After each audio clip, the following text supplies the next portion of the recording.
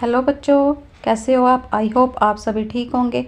आज मैं लेके आई हूँ आपके लिए क्लास 10th का चैप्टर 5 का लाइफ प्रोसेसेस का पार्ट 2, जिसमें हम पढ़ेंगे टाइप्स ऑफ रेस्पिरेशन के बारे में। रेस्पिरेशन क्या होती है, इसके लाइफ प्रोसेसेस के बेटा फर्स्ट पार्ट में हमने डिस्कस करा था न्यूट्रिशन क्या होती है, nutrition in plants, nutrition in human beings के बारे में। अगर आपने वो वीडियो नहीं देखी तो प्लीज़ आप उसको ज़रूर देखना और चैनल को सब्सक्राइब ज़रूर करना। सबसे पहले हम पढ़ेंगे रेस्पिरेशन के बारे में, उसके बाद पढ़ेंगे टाइप्स ऑफ रेस्पिरेशन के बारे में, एरोबिक रेस्पिरेशन और एनारोबिक रेस्पिरेशन में क्या डिफरेंस है, ह्यूमन रेस्पिरेटरी सिस्टम को डिस्कस करेंगे, उसके बाद हम पढ़ेंगे ब्रीथिंग मैकेनिज्म। आइए चलिए स्टार्ट करते हैं। रेस्पिरेशन क्या होती है बेटा, the process by which a living organism living being utilise the food to get energy. बेटा न्यूट्रिशन में हमने क्या पढ़ा था, न्यूट्रिशन में पढ़ा था हमने कैसे खाना खाते हैं, हमारी बॉडी में कैसे खाना डाइजेस्ट होता है, कैसे एब्जॉर्ब होता है, कैसे एसिमिलेट होता है। यहाँ पे क्या है बेटा, रेस्पिरेशन में क्या होता है कि खाने को कैसे यूटिलाइज किया जाता है, खाने को यूटिलाइज कैसे करते हैं, कैसे यूटिलाइज करके एनर्जी मिलती है हमें। इस प्रोसेस को बोलते हैं बेटा respiration. Process by which a living being utilise the food to get energy is called respiration.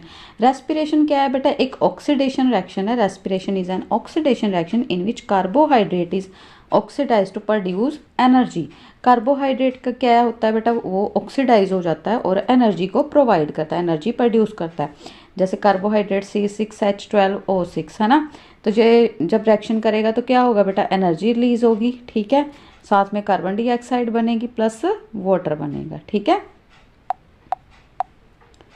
Mitochondria में बेटा, ये सेल के माइटोकॉन्ड्रिया साइट पे होता है। माइटोकॉन्ड्रिया में क्या होता है, energy released in stored in the form of ATP. Mitochondria बेटा याद हो, सेल के चैप्टर में हमने पढ़ा था क्लास 9th में, फंडामेंटल यूनिट ऑफ लाइफ में सेल के बारे में सारा चैप्टर डिस्कस कर रखा है। उसमें माइटोकॉन्ड्रिया की भी पूरी डिटेल है कि माइटोकॉन्ड्रिया होता क्या बेटा। सेल में माइटोकॉन्ड्रिया एक साइट होती है जहाँ पे माइटोकॉन्ड्रिया का काम क्या होता है, फूड को यूटिलाइज करना इन द फॉर्म ऑफ, जब आप उसको यूटिलाइज करते हैं और इन द फॉर्म ऑफ एटीपी, ये इसको स्टोर करके रखता है खाने को।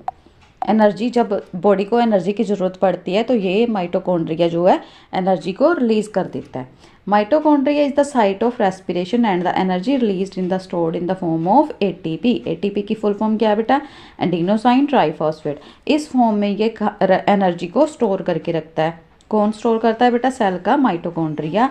ATP stored in mitochondria and is released as per need. जब भी बॉडी को एनर्जी चाहिए होती है तो माइटोकॉन्ड्रिया क्या करता है, एनर्जी को रिलीज कर देता है। Steps of respiration. रेस्पिरेशन के बेटा स्टेप्स क्या है, ये देखो। रेस्पिरेशन में क्या होता है, ग्लूकोज, ये इसमें 6 कार्बन मॉलिक्यूल्स रहते हैं, है ना, C6H12O6, 6 कार्बन के मॉलिक्यूल्स हैं ग्लूकोज में। तो ये क्या हो रहा है बेटा, ब्रेक डाउन हो रहा है। कहाँ पे हो रहा है, सेल के साइटोप्लाज्म में। ठीक है, साइटोप्लाज्म में जब ये ग्लूकोज ब्रेक डाउन हो जाता है 3 कार्बन मॉलिक्यूल्स बनाता है और साथ में एनर्जी रिलीज करता है। ठीक है, इस प्रोसेस को बोलते हैं बेटा पायरोवेट। ठीक है, इसमें कौन कौन से स्टेप मौजूद हैं वो अभी हम डिस्कस करेंगे। आइए चलिए पढ़ते हैं स्टेप्स ऑफ रेस्पिरेशन के बारे में। Breaking down of glucose into pyruvate. First step क्या है बेटा, ये फर्स्ट स्टेप है। इसमें क्या हो रहा है, ग्लूकोज ब्रेक डाउन हो रहा है किसमें, पायरोवेट। पायरोवेट मतलब 3 कार्बन। ठीक है, 3 कार्बन में ये जो ब्रेक डाउन हो रहा है ग्लूकोज का। This step happens in the cytoplasm. कहाँ पे हो रहा है बेटा, साइटोप्लाज्म में। Glucose molecule is broken down into pyruvic acid. Glucose molecule is composed of 6 carbon atom.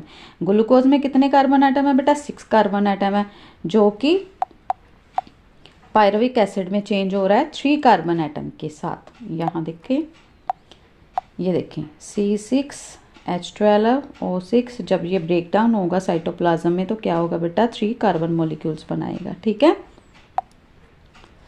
Second step में क्या है बेटा, fate of pyruvic acid. Pyruvic acid का ब्रेक डाउन कैसे होता है, further breaking down of pyruvic acid takes place in mitochondria. पहले ये process breaking down of glucose into pyruvate किस में हो रहा था बेटा, साइटोप्लाज्म में, है ना। ये साइटोप्लाज्म में हो रहा था, सेल के साइटोप्लाज्म में। और ये कहाँ पे हो रहा है बेटा, माइटोकॉन्ड्रिया में। ठीक है, कहाँ पे हो रहा है, माइटोकॉन्ड्रिया पे। And the molecule form depend on the type of respiration. और कौन से मोलिक्यूल फॉर्म हो रहे हैं डिपेंड कर रहा है रेस्पिरेशन पे कि रेस्पिरेशन कौन सी है, एरोबिक रेस्पिरेशन है या एनारोबिक रेस्पिरेशन। एरोबिक रेस्पिरेशन मान लो कि इन प्रेजेंस ऑफ ऑक्सीजन, जो ऑक्सीजन की प्रेजेंस में रेस्पिरेशन हो वो बेटा एरोबिक रेस्पिरेशन होती है। जिसमें ऑक्सीजन एब्सेंट हो वो एनारोबिक रेस्पिरेशन रहती है। यहाँ पे देखें पायरोवेट का जो फर्दर ब्रेकडाउन हुआ तो क्या हुआ बेटा, absence of oxygen in east. East में क्या रहता है बेटा, ऑक्सीजन की एब्सेंस रहती है, ऑक्सीजन बिल्कुल नहीं रहती। तो उसमें क्या होता है, ये इथेनॉल बनता है, साथ में कार्बन डाइऑक्साइड और प्लस एनर्जी, ठीक है। और जहाँ पे ऑक्सीजन कम रहती है, फॉर एग्जांपल मसल सेल्स, जैसे हमारी बॉडी के मसल सेल्स हैं, वहाँ पे क्या होता है, जब हम एक्सरसाइज वगैरह करते हैं, रनिंग करते हैं, वॉकिंग करते हैं फास्ट, तो क्या होता है, ब्रीथिंग तो करते हैं, है ना, inhale and exhale of gases तो होती है हमारी बॉडी में, बट क्या है, प्रॉपर अमाउंट, पूरी अमाउंट नहीं मिलती ऑक्सीजन को। तो क्या फॉर्म हो जाता है बॉडी पे, लैक ऑफ ऑक्सीजन के कारण मसल सेल्स में बेटा क्रैम हो जाता है, जैसे हार्ड से हो जाते हैं मसल्स। क्यों होते हैं, क्योंकि वहाँ पे लैक ऑफ ऑक्सीजन रहती है। तो जब लैक ऑफ ऑक्सीजन होगी तो क्या बनेगा, लैक्टिक एसिड प्लस एनर्जी। और जब हम रेस्ट पोजीशन पे जहाँ कोई भी काम कर रहे हैं नॉर्मल, तो क्या होगा बेटा, प्रेजेंस ऑफ ऑक्सीजन में क्या होता है, ये प्रोसेस कहाँ पे होता है बेटा, माइटोकॉन्ड्रिया में। लैक ऑफ ऑक्सीजन कहाँ होता है, मसल सेल्स में। एब्सेंस ऑफ ऑक्सीजन कहाँ है, यीस्ट सेल में। तो यहाँ पे जब ऑक्सीजन प्रॉपर प्रोवाइड होगी तो माइटोकॉन्ड्रिया क्या करेगा, carbon dioxide water plus energy को रिलीज करेगा, एनर्जी को स्टोर करके रखता है अपने अंदर इन the form of ATP. Respiration में क्या इन्वॉल्व है बेटा, गैसेज एक्सचेंज होती है ना, गैसेज एक्सचेंज होती हैं जब इनटेक ऑफ ऑक्सीजन को अंदर ले रहे हैं from the atmosphere and release of carbon dioxide, breathe in breathe out, है ना। इन क्या करा ऑक्सीजन, आउट क्या करा कार्बन डाइऑक्साइड। उस प्रोसेस को क्या कहते हैं बेटा, ब्रीथिंग कहते हैं। ब्रीथिंग और रेस्पिरेशन में फ़र्क क्या है, जब हम एक्सचेंज ऑफ गैसेज हो रहा है ना बॉडी में, ऑक्सीजन ले रहे हैं, कार्बन डाइऑक्साइड रिलीज कर रहे हैं, तो वो प्रोसेस क्या है, ब्रीथिंग है। जब breakdown of simple food in order to release energy, जब फूड का ब्रेकडाउन होगा, फूड यूटिलाइज होगा सेल के अंदर, एनर्जी रिलीज करेगा, उस प्रोसेस को क्या कहते हैं बेटा, रेस्पिरेशन कहते हैं। इन दोनों में क्या फ़र्क है, ब्रीथिंग जो होती है एक्सचेंज ऑफ गैसेज होती है, ठीक है, intake of oxygen, exhale of carbon dioxide, वो प्रोसेस क्या है, ब्रीथिंग। बट जो ऑक्सीजन अंदर जाके फर्दर उसका काम क्या है, क्या फंक्शन कर रही है ऑक्सीजन हमारी बॉडी के अंदर, break down of simple food को ब्रेक डाउन करती है और रिलीज क्या करती है, energy inside the cell in the mitochondria. इस प्रोसेस को क्या कहते हैं बेटा, रेस्पिरेशन। आई होप आपको इतना टॉपिक क्लियर हो गया होगा। इस फिगर ये बेटा बहुत ज़्यादा इम्पोर्टेंट है, ठीक है, इसको अच्छे से समझ लेना ध्यान से और कर लेना, ठीक है। आई होप आपको ये रेस्पिरेशन का प्रोसेस समझ में आ गया होगा कि एनारोबिक रेस्पिरेशन और एरोबिक रेस्पिरेशन में क्या फ़र्क है। और ये जैसे एब्सेंस ऑफ ऑक्सीजन में है, कहाँ किस में होती है, यीस्ट में। लैक ऑफ ऑक्सीजन कहाँ होती है, मसल सेल्स।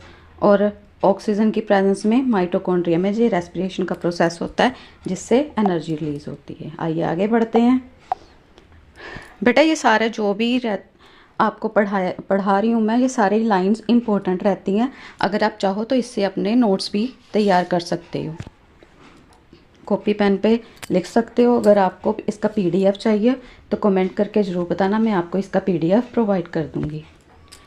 आइए आगे बढ़ते हैं। Food material taken in during the process of nutrition is used in the cells to provide energy for the various life process. Life processes पे बेटा कई एक्टिविटीज़ होती हैं, है ना। जैसे और हमारी बॉडी में कितने ऑर्गन सिस्टम हैं, इसी तरह लिविंग बींग्स में जो भी ऑर्गन सिस्टम वर्क करते हैं कैसे करते हैं, ड्यू टू द एनर्जी, है ना। इसके लिए एनर्जी चाहिए। Nutrition is used in the cells to provide energy for the various life process. कई जो भी हमारी बॉडी में एक्टिविटीज़ होती हैं उसके लिए जो भी एनर्जी प्रोवाइड होती है रेस्पिरेशन के प्रोसेस से होती है, उसके लिए ये फूड मटेरियल जो प्रोसेस ऑफ न्यूट्रिशन है सेल में यूज़ किया जाता है to provide energy. Some use of oxygen to break down glucose completely into carbon dioxide and water. जैसे कि हमने माइटोकॉन्ड्रिया का केमिकल रिएक्शन देखा था जिसमें ऑक्सीजन किस में ब्रेक डाउन हो रही, ग्लूकोज में कम्प्लीटली ब्रेक डाउन हो जाती है, जो ग्लूकोज को कम्प्लीटली ब्रेक डाउन कर देती है किसमें, कार्बन डाइऑक्साइड एंड वाटर में। Some use other pathways that do not involve oxygen. और उसमें जिसमें ऑक्सीजन नहीं है उसमें क्या बन रहा था, इथेनॉल बन रहा था और लैक्टिक एसिड बन रहा था।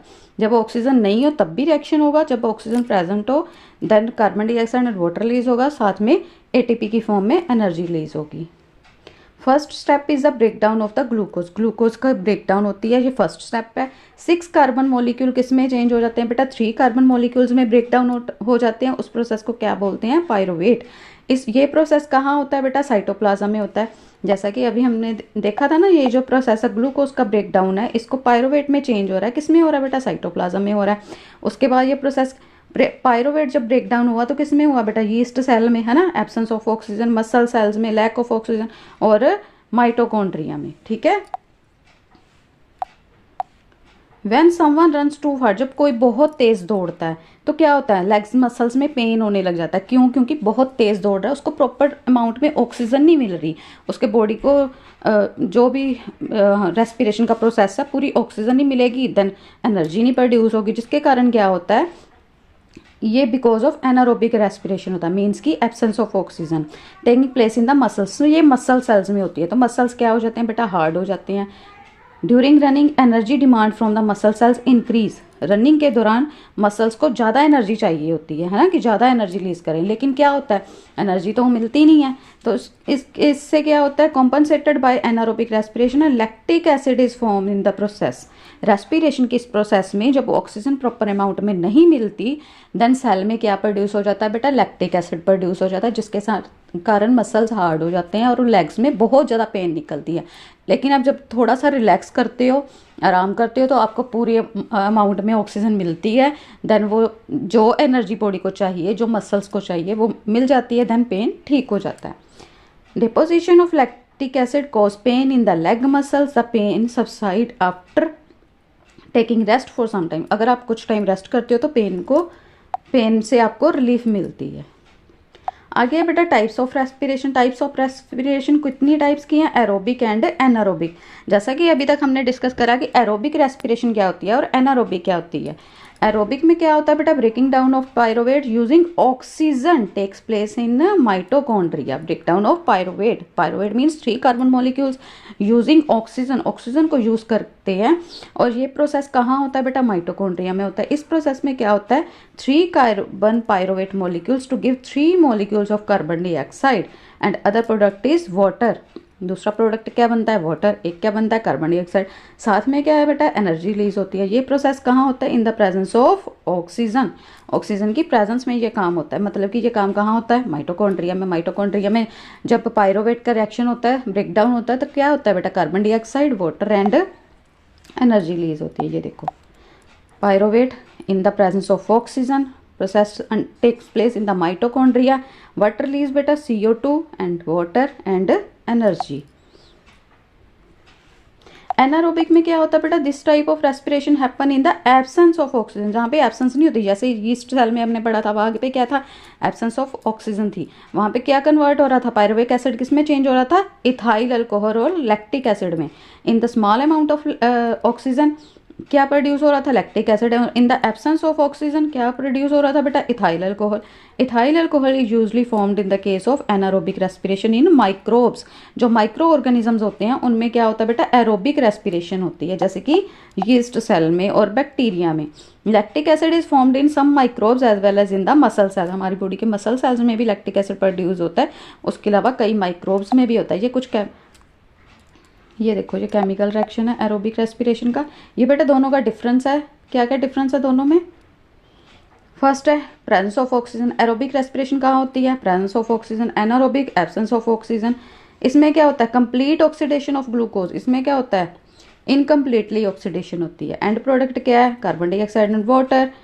और इसमें क्या बनता है बेटा, इथाइल अल्कोहल और lactic acid. Lot of energy liberate. Energy अगर पूरी तरह से ऑक्सीजन जा रही है, रेस्पिरेशन का प्रोसेस पूरा वर्क कर रहा है, देन एटीपी भी बहुत अमाउंट में रिलीज होगी। बट जब ऑक्सीजन ही नहीं मिल रही तो small amount of energy release होगी। It occur in the plant and animal cell. Aerobic respiration बेटा दोनों में होती है, प्लांट और एनिमल सेल्स में, जबकि एनारोबिक कहाँ होती है, ह्यूमन के मसल सेल्स में और कुछ माइक्रोब्स में। ये केमिकल रिएक्शन है बेटा, ग्लूकोज प्लस ऑक्सीजन क्या बन गया, कार्बन डाइऑक्साइड, वाटर और साथ में energy in the form of ATP. ये बेटा इथाइल अल्कोहल का फॉर्मूला है। ग्लूकोज ने रिएक्ट करा in the absence of oxygen. Absence of oxygen पे जब ये रिएक्ट करेगा क्या बनेगा, इथाइल अल्कोहल और कार्बन डाइऑक्साइड। आइए आगे बढ़ते हैं। different organisms use different method for the intake of oxygen and expulsion of carbon dioxide. अलग अलग ऑर्गेनिज्म में बेटा अलग अलग मेथड होते हैं ऑक्सीजन को अंदर लेके जाना और एक्सहेल करना, इनहेल करना ऑक्सीजन को और एक्सहेल करना कार्बन डाइऑक्साइड को, ये डिफरेंट प्रोसेस रहता है. Diffusion is the method which is utilised by unicellular जो ऑर्गेनिजम्स होते हैं उनमें ये मेथड किसके थ्रू होता है बेटा, डिफ्यूजन के थ्रू. डिफ्यूजन मतलब डिफ्यूज होता है, वन बाहर जैसे इन्वायरमेंट से ऑक्सीजन ली तो वो डिफ्यूज होकर सेल के अंदर आएगी. ठीक है. Some simple organism for this purpose, और भी कई सिंपल ऑर्गेनिज्म में डिफ्यूजन के थ्रू रेस्पिरेशन का प्रोसेस होता है. और in plant also diffusion is utilised for exchange of gases. Diffusion का प्रोसेस प्लांट्स में भी होता है. कॉम्प्लेक्स एनिमल्स में क्या होता है, रेस्पिरेटरी सिस्टम होता है जिससे एक्सचेंज ऑफ गैसेस का पूरा रेस्पिरेटरी सिस्टम डेवलप होता है. जैसे कि ह्यूमन बींग्स लगा लो, इसमें क्या है, हम ह्यूमंस में क्या है बेटा, रेस्पिरेटरी सिस्टम पूरा डेवलप हुआ है और इसके लिए पूरा सिस्टम है एक्सचेंज ऑफ गैसेस के लिए. Gills are the respiratory organ for the fishes. Fishes में बेटा रेस्पिरेशन का प्रोसेस किसके थ्रू होता है, गिल्स के थ्रू, क्योंकि ये वाटर में रहती हैं. ठीक है. वहाँ फिश के रेस्पिरेटरी ऑर्गन क्या है बेटा, गिल्स है. Fish takes in oxygen which is dissolve in the water through gills. Gills के थ्रू ये ऑक्सीजन को लेती हैं. Availability of oxygen is less in aquatic environment. बेटा जैसे एयर में ऑक्सीजन बहुत ज़्यादा अमाउंट में होती है बट पानी में बहुत ही कम रहती है ऑक्सीजन की मात्रा. ये क्या, ऑक्सीजन जो होती है पानी में घुली रहती है, इसलिए ब्रीथिंग रेट जो रहता है एक्वेटिक ऑर्गेनिज्म का फास्ट रहता है. मतलब कि वो जल्दी जल्दी ब्रीथिंग करती हैं क्योंकि ऑक्सीजन की अमाउंट पानी में कम रहती है. ठीक है. इंसेक्ट में भी सिस्टम जो किसके थ्रू होता है, रेस्पिरेशन किसके थ्रू होती है बेटा, स्पाइरकल्स में. ठीक है. स्पाइकल्स डेवलप होते हैं इंसेक्ट्स में. और trachea which is use for taking in oxygen. Oxygen को लेने के लिए कई इंसेक्ट्स में बेटा स्पाइकल्स रहते हैं और कईयों में ट्रैकिया रहता है. Terrestrial organism have developed lungs for exchange of gases. Terrestrial organism बेटा जो अर्थ पे रहते हैं उन पे प्रॉपर लंग्स डेवलप होते हैं जिससे एक्सचेंज ऑफ गैसेज होता है. Terrestrial animal can breathe oxygen in the atmosphere but animal that live in water need use the oxygen dissolve in water. जो टेरेस्ट्रियल एनिमल है एटमॉस्फेयर से ऑक्सीजन लेते हैं और जो एक्वेटिक एनिमल है वो वाटर से लेते हैं. Amount of dissolve oxygen is fairly low रहती है. जैसे कि अभी मैंने आपको बताया कि ऑक्सीजन का लेवल पानी में कम रहता है, एनवायरनमेंट में ज़्यादा रहता है, एटमॉस्फेयर में ज़्यादा रहता है ना. एयर में ऑक्सीजन ज़्यादा रहती है, पानी में कम रहती है, इसलिए ब्रीथिंग रेट जो एक्वेटिक ऑर्गेनिजम्स का रहता है वो फास्टर रहता है, तेजी से वो सांस अंदर लेते हैं, है ना. That seen in the terrestrial, और टेरेस्ट्रियल ऑर्गेनिज्म से ज़्यादा फास्ट वो ब्रीथ करते हैं जो एक्वेटिक एनिमल्स रहते हैं. अब हम पढ़ेंगे बेटा ह्यूमन रेस्पिरेटरी सिस्टम के बारे में. ह्यूमन रेस्पिरेटरी सिस्टम में रेस्पिरेशन का प्रोसेस कैसे होता है. Respiratory route of air in the respiratory tract of human is the nostril. सबसे पहले बेटा हम नोस्ट्रिल से क्या करते हैं, सांस लेते हैं ना. हमारी नोज है, नोज में जो ये होल्स रहते हैं ये क्या है बेटा, नोस्ट्रिल्स हैं. ठीक है. नोज में जो होल्स रहते हैं उनको नोस्ट्रिल्स बोलते हैं. उसके बाद फेरेंक्स, लेरेंक्स, ट्रेकिया, ब्रोंकियाई, ब्रोंक्यूल्स और एल्वेओलाई से इन सारे जो रहते हैं रेस्पिरेटरी के प्रोसेस में अपना अपना पार्टिसिपेट करते हैं. नोस्ट्रिल्स क्या करते हैं बेटा, जैसे हम ऑक्सीजन को ब्रीथ इन कर रहे हैं, है ना. ऑक्सीजन को इन करा किसके थ्रू, नोस्ट्रिल्स के थ्रू. बाद में ऑक्सीजन कहाँ गई, फेरेंक्स में, फिर लेरेंक्स, ट्रेकिया. किसने क्या काम करना है अभी हम इसके बारे में डिस्कस करेंगे बेटा. Human respiratory system is composed of a pair of lungs. Lungs भी देखो, ह्यूमन रेस्पिरेटरी सिस्टम किससे कंसिस्ट है बेटा, लंग्स से. ठीक है. पूरा सिस्टम लंग्स में है. लंग्स के पार्ट में ये ब्रोंकियाई, ब्रोंक्यूल्स और एल्वेओलाई होती है जिससे ये रेस्पिरेशन का प्रोसेस पूरा कंप्लीट होता है. These are attached to a system of tubes which open on the outside through the nostrils. Nostrils से ये system attach होता है. Following are the main structure of the human respiratory system. First है nostrils. Two nostrils which converge to form a nasal passage. Nasal passage मतलब जो breathing कर रहे हैं वो किससे, nostril से कर रहे हैं, है ना. वो nasal passage है. Inner lining of the nostrils is lined by hair. Nose के अंदर हेयर भी रहते हैं। रिमेन्स वेट, हमेशा ही वो वेट मतलब कि उसमें मॉइस्चर रहता है, वेट रहते हैं, गीले रहते हैं ड्यू टू म्यूकस सिक्रीशन, क्योंकि नोज़ में म्यूकस सिक्रीशन भी होती है।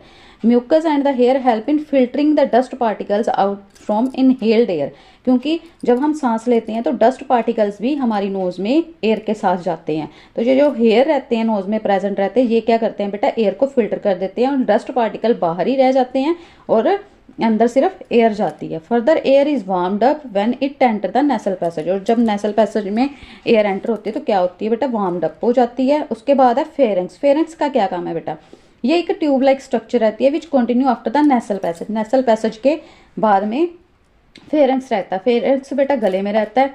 ये कॉमन पैसेज है, फूड पाइप से अटैच होता है, ठीक है। ये देखो ये फेरेंक्स, ये डिसाइड करता है कि लेरेंक्स में आगे एयर को भेजना है, ठीक है। इसके बाद है बेटा लेरेंक्स। लेरेंक्स का क्या काम है बेटा, ये फेरेंक्स के बाद क्या आता है, larynx. This part comes after the pharynx. इसको क्या कहते हैं बेटा, वॉइस बॉक्स, जिसके कारण हमें ये बोलने में भी हेल्प करता है। ट्रेकिया आ जाता है फेरेंक्स के बाद, पहले बेटा नोस्ट्रिल्स, नोस्ट्रिल्स के बाद फेरेंक्स, फेरेंक्स के बाद ये देखो nostrils, pharynx, then larynx, then trachea. Trachea क्या बेटा, is composed of rings of cartilage, ऐसे करके इसके रिंग्स रहते हैं, कार्टिलेज के बने रहते हैं ये रिंग्स। इनका काम क्या है, ये ट्रैकिया को कोलैप्स होने से बचाता है। अगर ये कार्टिलेज का ना बना हो बेटा, ऐसी स्किन सॉफ्ट हो तो ये आपस में कोलैप्स हो जाएगा, ठीक है। तो उससे क्या होगा, नुकसान होगा, इसीलिए ये क्या काम करता है, कोलैप्स होने से बचाता है। In the absence of air, जब एयर नहीं होगी तो ये आपस में कोलैप्स हो सकते हैं, इसीलिए ये कार्टिलेज का बना होता है, ये इसको कोलैप्स होने से बचाता है। उसके बाद बेटा आ गया ब्रोंकियाई। ब्रोंकियाई क्या है बेटा, लंग्स में ऐसे ऐसे जैसे ट्रैकिया था, है ना। उसके बाद ब्रोंकियल्स, दोनों लंग्स में एक एक ब्रोंकियल्स होता है, दोनों साइड पे लंग्स होते हैं और एक एक ब्रोंकियल्स होते हैं। आइए मैं आपको फिगर में ही दिखा देती हूँ, ये देखो, ये दोनों साइडों पे एक एक, ये ब्रोंकियल्स 4 है ना, ओपन हो रहा है, ये देखो, ये देखो, ये क्या है, ब्रोंकियाई है, ठीक है। ब्रोंकियाई फर्दर डिवाइड होगी बेटा, ये देखो, ये ब्रोंकियाई है, ये छोटे सी, ये फर्दर डिवाइड होगी, आगे इसकी ब्रांचेस आ गई, है ना। ये ब्रांचेस जब आ गई तो इसके एंड पे क्या है बेटा, ये एल्वोलाई है, ठीक है। ये एल्वोलाई कहाँ प्लेस्ड रहती है, जहाँ पे ब्लड कैपिलरीज रहती हैं, ठीक है।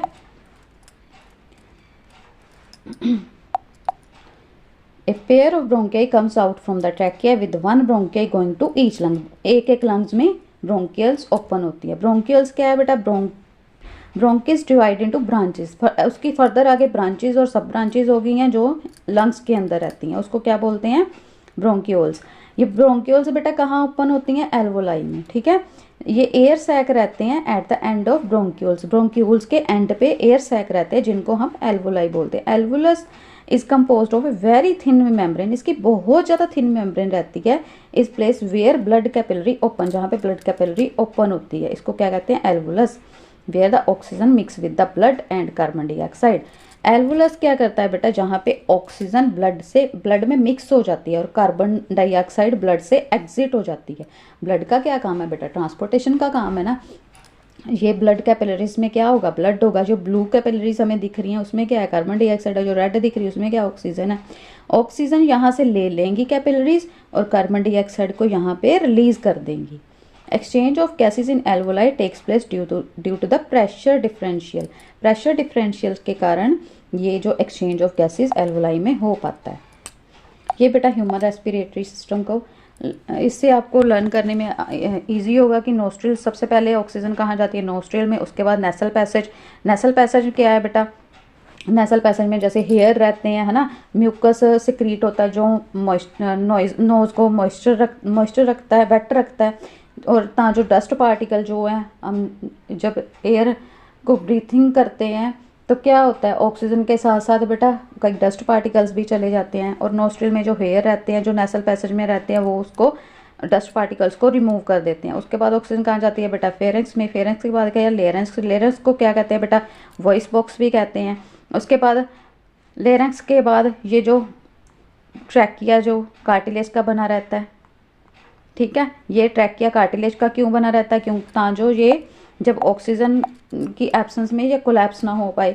और ट्रैकिया के बाद ये ब्रोंकियाई है, दोनों लंग्स में एक एक ब्रोंकियाई ओपन हो जाती है। ब्रोंकियाई के बाद क्या होता है बेटा, ब्रोंक्यूल्स होता है। ब्रोंक्यूल्स क्या होती हैं, ब्रोंकियाई की ब्रांच जो होती हैं, ये दो ऐसे ओपन होगी दोनों लंग्स में। उसके बाद उसकी ब्रांचेज और सब ब्रांचेज होती हैं, वो कहाँ ओपन होती हैं बेटा, एल्वोलाई में ओपन होती हैं। एल्वोलाई का क्या काम है, जो भी ब्लड ऑक्सीजनेट, जो भी ऑक्सीजन है ब्लड इसको यहाँ से ले लेगा और जो डीऑक्सीजनेटेड ब्लड है उसको यहाँ पे छोड़ देगा, मतलब कि ऑक्सीजन को ले जाता है और कार्बन डाइऑक्साइड को एल्वोलाई में छोड़ जाता है, जिसके कारण ब्लड क्या बेटा, ट्रांसपोर्ट का काम करता है। इसीलिए वो ऑक्सीजन को पिक करके सारी बॉडी के पार्ट्स तक लेके जाएगा और क्या करेगा, सारी बॉडी से कार्बन डाइऑक्साइड को कलेक्ट करके एल्वोलाई में छोड़ जाएगा। एल्वोलाई से ये फिर वापस ऐसे लंग्स में, ब्रोंकियाई में, trachea, larynx, pharynx and then nostril से in the form of carbon dioxide बाहर आ जाएगी। ठीक है, आई होप आपको ये सारा रेस्पिरेटरी का सिस्टम अच्छे से समझ में आ गया होगा।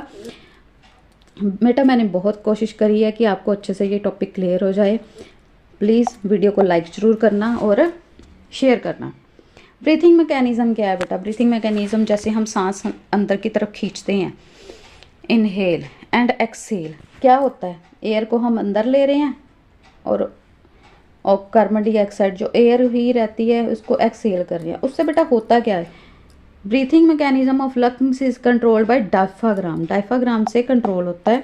ये देखो ये डायफ्राग्राम है, जब आप ब्रीथिंग करते हो है ना, तो ये जो डायफ्राग्राम की मेम्ब्रेन है which separate the thoracic chamber from the abdominal cavity, ये कैविटी को अलग कर रही है, एब्डोमिनल कैविटी को थ्रोसिक कैविटी से अलग करने का काम करती है। डायफ्राग्राम मूव डाउन होता है जब हम इनहेल करते हैं, लंग्स एक्सपैंड हो जाते हैं क्योंकि ऑक्सीजन अंदर जाती है तो लंग्स क्या हुए, एक्सपैंड हो गए। जब एयर अंदर गई तो लंग्स क्या हुए, एक्सपैंड हो गए। और डायफ्राग्राम का क्या हुआ, वो नीचे की तरफ डाउन, मूव्स डाउन, डायफ्राग्राम नीचे की तरफ मूव हो गया। जब हम एक्सहेल करते हैं तो क्या होता है बेटा, लंग्स जो होते हैं कॉन्ट्रैक्ट हो जाते हैं क्योंकि हवा बाहर आ रही है तो लंग्स क्या हो गए, कॉन्ट्रैक्ट हो गए। और डायफ्राग्राम क्या हो गया, मूव अप हो गया। अगर जब लंग्स से हवा बाहर निकालनी है देन डायफ्राग्राम ऊपर की तरफ मूव करेगा। जब हम ऑक्सीजन अंदर इनहेल कर रहे हैं then diaphragm moves down and lungs expand हो जाएंगे, फैल जाएंगे। ठीक है, आप इनहेल और एक्सहेल करके देखोगे, आपको ये टॉपिक समझ में आ जाएगा कि डायफ्राग्राम कैसे मूव करता है, कैसे अप एंड डाउन हो रहा है, कैसे लंग्स एक्सपैंड हो रहे हैं। ब्रीथिंग में क्या होता है बेटा, इनहेलेशन एंड एक्सहेलेशन। इनहेल क्या करते हैं, थ्रोसिक कैविटी एक्सपैंड, जब हम ऑक्सीजन को इनहेल कर रहे हैं, जब हम एयर को इनहेल कर रहे हैं तो क्या हो रहा है, थोरेसिक कैविटी एक्सपैंड हो रही है, लंग्स एक्सपैंड हो जाते हैं ना, और रिब्स मूव्स। एक्सहेल में क्या हो जाता है बेटा, जो थोरेसिक कैविटी है कॉन्ट्रैक्ट होगी, है ना। इसमें क्या हुआ, रिब्स लिफ्ट अप हो गए, इसमें क्या हुआ, मूव्स डाउन हो गए। जो अभी तक हमने समझा इसमें कि diaphragm moves down and lungs expand and diaphragm moves up and lungs contract in the process of inhalation and exhalation. Diaphragm become flat in the shape में फ्लैट हो जाता है और वॉल्यूम लंग्स का इंक्रीज हो जाता है क्योंकि एयर अंदर जाती है। और इसमें क्या है, डोम शेप्ड हो जाता है, volume of lungs decrease and air exit from the lungs, क्योंकि एयर एग्जिट हो रही है तो लंग्स का जो वॉल्यूम है वो का डिक्रीज हो जाएगा। ठीक है, आई होप आपको इन दोनों में बेटा डिफरेंस क्लियर हो गया होगा कि दोनों में डिफरेंस क्या है। इनहेलेशन में हमारी बॉडी में डायफ्राग्राम कैसे मूव अप करता है, कैसे मूव डाउन करता है ना। ब्रीथिंग मैकेनिज्म में इनहेलेशन और एक्सहेलेशन में क्या डिफरेंस है। आई होप आपको सारे टॉपिक क्लियर हो गए होंगे। अब हम नेक्स्ट वीडियो में बेटा लाइफ प्रोसेसेस का, ट्रांसपोर्टेशन का टॉपिक लेके आएंगे। वीडियो पसंद आई तो बेटा like, share and comment. Please subscribe the channel. Thank you.